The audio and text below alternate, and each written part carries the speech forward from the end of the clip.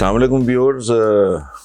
آج کا پہلا سوال ہے منیر فاروق صاحب ہیں گلشن راوی لاہور سے. وہ کہتے ہیں جی کہ بڑی دلچسپ بات ہے کہ آفتاب اقبال صاحب نے اپنے پروگرام میں آپ کی ڈمی کا استعمال کیا جس نے دیکھنے والوں کو بہت اچھا لگا. کیا کبھی ہم اصلیت میں آفتاب اقبال اور آپ کو ایک ہی اسکرین پہ دیکھیں گے؟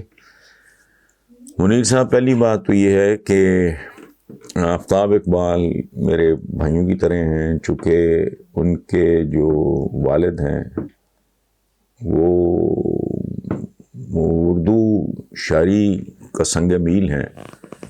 میں ان کو ظفر بھائی کہتا ہوں، ظفر اقبال بہت بڑے شاعر ہیں اور میری جو گرومنگ میں ان کا بھی ہاتھ ہے.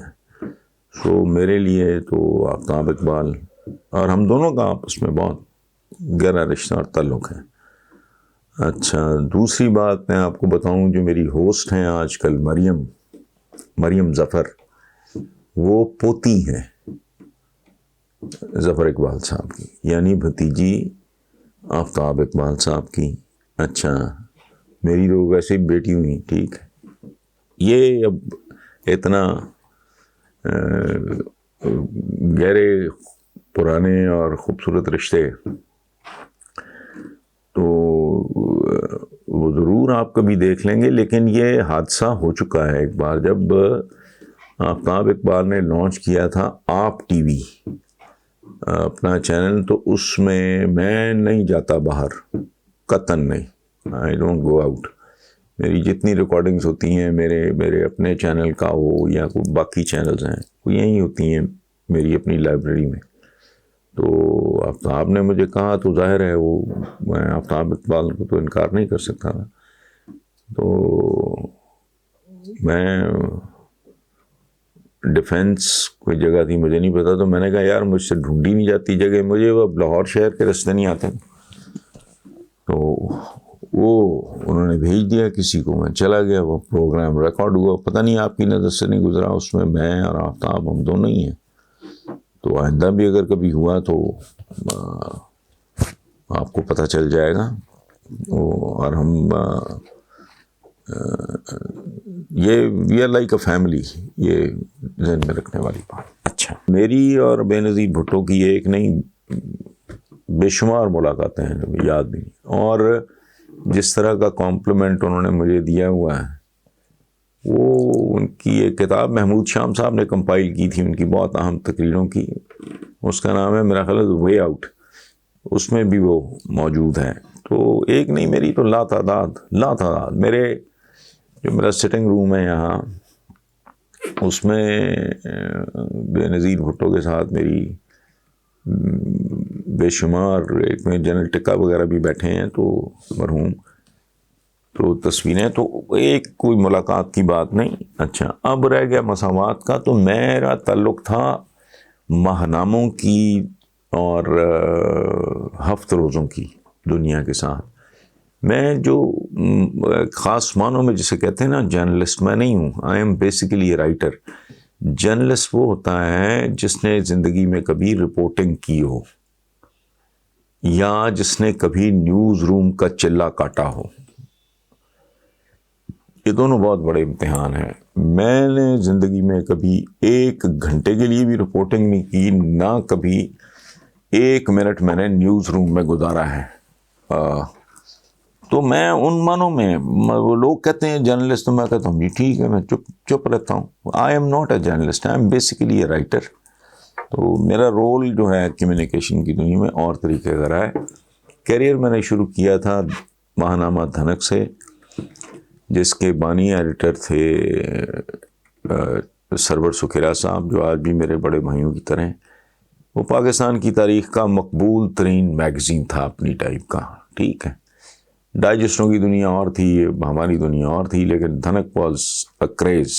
ٹھیک ہے، وہ بلیک میں بکنے والا میگزین تھا، اور پہلا اردو کا میگزین اور آخری آج تک، جس کو انگلش میڈیم کے بچوں نے بھی پڑھا اور شوق سے پڑھا اور بہت بڑے پیمانے میں پڑھا. تو مجھے جب بی بی نے کہا کہ وہ مجھے نثار کہتی تھیں، تو Nisar I want you to take over Musawat. میں بلنٹ سا آدمی ہوں، تو میں نے کہا جی نہیں، آئی کی ناٹ ٹیک اوور مساوات. تو کہتی ہیں بٹ وائی؟ تو میں نے کہا جی کہ وہ اس لیے کہ میں یہ کام جانتا نہیں ہوں، سمپل. اور میں کبھی کسی ایسے کام میں، آپ کی مہربانی آپ نے مجھے آفر کیا، but I can't do it. میرا تجربہ کچھ اور ہے. میں پیریوڈیکلس کا آدمی ہوں، منتھلی کوئی آپ میگزین ہو، ویکلی، تو وہ تو میں نے بہت کامیاب نکالے ہیں. یہ مجھے اخبار کا، روزنامے کا تجربہ نہیں.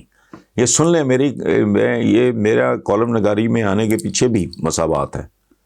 اچھا خیر، ان کی آنکھوں میں نا میرا بلنٹ انکار، آنکھوں میں آنسو آ گئے. انہوں نے ایک جملہ بولا کہ آپ کو پتہ ہے کہ پاپا بھٹو صاحب کے بارے میں کہ وہ کہا کرتے تھے مساوات میرا تیسرا بیٹا ہے.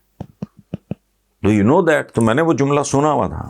میں نے کہا ہاں جی آئی نو دیٹ، لیکن میں کوئی ایسا کام، کوئی ایسی اسائنمنٹ تو میں قبول کر ہی نہیں سکتا جس کا مجھے پتہ نہ ہو، بیکاز دس از چیٹنگ.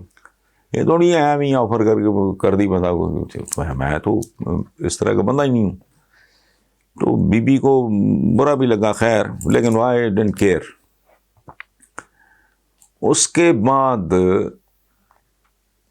وہ سلمان تاثیر کے ساتھ میری دوستی تھی، پیار محبت تھا ایک اچھا. وہ میری طرح ایک منہ پھٹ اسٹریٹ آدمی، بہت اعلیٰ آدمی، بہت اچھا آدمی، بہت سچا آدمی. خیر، وہ سلمان تاثیر نے مجھے کہا کہ یار تو فلانا آئٹم کرنا. میں نے کہا یار میں بی بی کو، اس نے کہا وہ بی بی نے تو مجھے کہا کہ وہ تو انکار کر گیا ہے، تو تجھے کیا تکلیف ہے فلانا. میں نے کہا یار تکلیف شکلیف کوئی نہیں ہے مجھے، میں ایک وہ کام میں نہیں وہ ایکسیپٹ کر سکتا، تمہاری ٹرمز جو ہوں گی فلانا. میں نے کہا جی ٹرمز کا بھی مسئلہ نہیں ہے، میرا تو ایشو نہیں ہے. میرا پرابلم یہ ہے میں کسی کو یہ کیسے میں حامی بھر سکتا ہوں یا کیسے کام کے جس کا میرا ایکسپیرئنس نہیں ہے، ایکسپوئر نہیں ہے. اچھا، اس کے ساتھ میرا جھک چلتی رہی. اگلے روز آ گئے شہزاد جہانگیر صاحب، جو پاکستان کے بعد میں اٹارنی جنرل ہوئے. وہ بہت بڑے وکیل تھے، قانون دان تھے، تو میرے وہ بڑے بھائیوں کی طرح تھے. تو شہزاد جہانگیر صاحب نے we started dancing in my bedroom. تو ان دنوں ان کا نیا ہوا تھا بائی پاس یا کوئی اس طرح کا. تو میں ڈر گیا، میں نے ہاتھ جوڑے، میں نے کہا شہزاد بھائی پلیز آپ نہ کریں گے. تو مجھے کہتے ہیں نہیں، تو جب تک تو حامی نہیں بھرتا. میں نے خیر حامی بھر لی. میں نے کہا جی اچھا، میں یہ تو بلیک میلنگ ہے، یہ اس طرح کی بات ہوتی رہی. انہوں نے تو باقاعدہ حکم ایک صادر کیا نا مرحوم نے. ان کی ایک کتاب بھی ہے نقش جہانگیری، ان کے پسندیدہ اشعار پہ. وہ خود تو شاعر نہیں تھے، بیرسٹر تھے. اچھا، اب وہ ہوا تو انہوں نے فوراً فون کیا کہ سلمان کو آ جاؤ، چونکہ میری 2 دن پہلے سلمان سے بات. آ گئے. تو وہ ایک بات جو شہزاد جہانگیر صاحب نے مجھے نہیں کی. اچھا، میں انہیں کہوں، میں نے کہا یار بات سنو، میں آپ کو بتا دیتا ہوں کون کون سے لوگ ہیں جو اس کام کو بہت اچھے طریقے سے کر لیں گے، اور وہ لوگ بھی اچھے ہوں گے. میں زمانہ اس میں پھر نا وہ شہزاد جہانگیر صاحب نے کہا کہ یار ہمارا مسئلہ یہ نہیں ہے کہ تو اخبار کیسا نکلے گا، ہمارا مسئلہ یہ ہے کہ ہم انویسٹمنٹ کر رہے ہیں. میں کر رہا ہوں، سلمان کر رہا ہے، ایک اور صاحب تھے ملک حفیظ الرحمان، ان کا کارپیٹس کا کاروبار تھا، وہ جیلے تھے، بڑے پیپلز پارٹی کے بی بی کے قریب تھے. اور ایک برکی ہمارے یونیورسٹی ڈیز کے. انہوں نے کہا کہ بھی ہم پتہ نہیں، وہ اس زمانے میں اچھی رقم تھی، وہ کہ پتہ نہیں 25 30 لاکھ روپیہ ہم پول کر رہے ہیں. تو تمہیں کام آتا نہیں آتا وہ بات کی بات ہے، ہمیں اتنا پتہ ہے کہ تمہارے ہوتے ہوئے وہاں کوئی فائنینشیل کوئی گڑبڑ نہیں ہوگی، ہم کسی اور پہ اعتماد نہیں کر سکتے.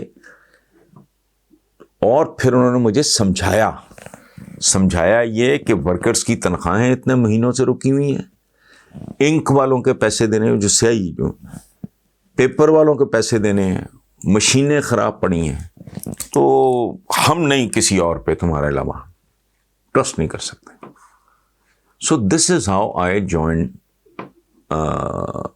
مساوات. اس کے بعد مجھے مصیبت پڑ گئی کہ یار کو اچھا پاپولر کالمسٹ ہونا چاہیے. منو بھائی میرے بہت پیارے تھے، میں نے ان کو کہا تو وہ ہنس پڑے. انہوں نے کہا تو عجیب آدمی ہے، میں تجھے بیٹوں کی طرح پیار کرتا ہوں، تو مجھے پیپلز پارٹی سے نکال کے تحریک استقلال میں جانے کی دعوت دے رہا ہے.